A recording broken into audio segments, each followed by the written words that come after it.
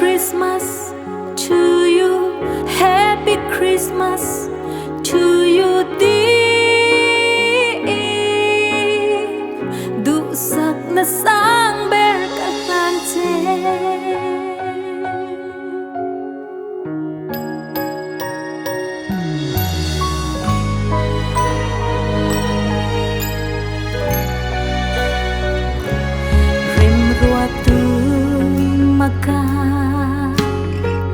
Chung lung bera pa thiang ju fakin ro se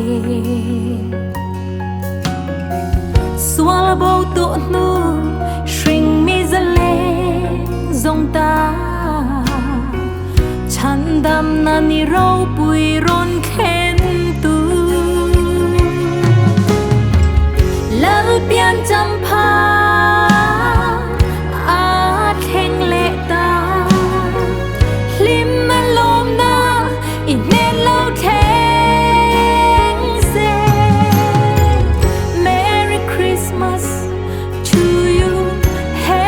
Christmas to you dear.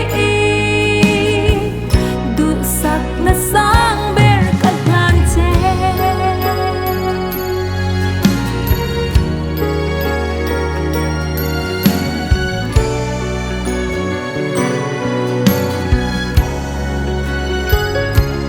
Kan pathian chaka thi nan ne a min klan tu chatuan pa ani inun hlui wanga itra lai lo bang to la ring tu zong te kan in tong le do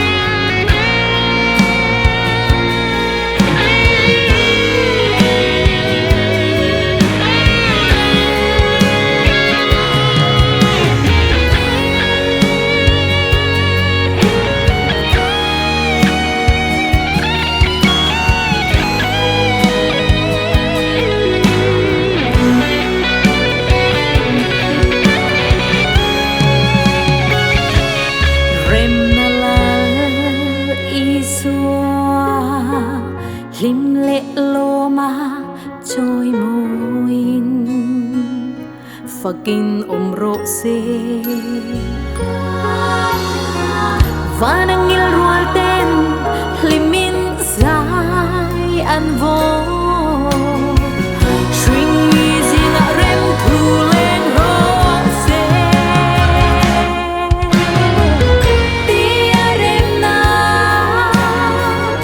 an puang ang kha Krista mingin in ten lo te se Merry Christmas to you, Happy Christmas to you dear. Du sắc na sang ber kat lan che.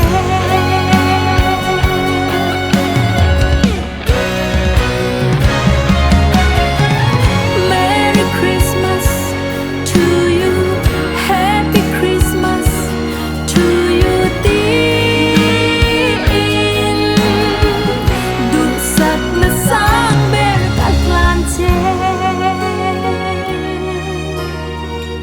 Du sắc na sang ber kat lan che.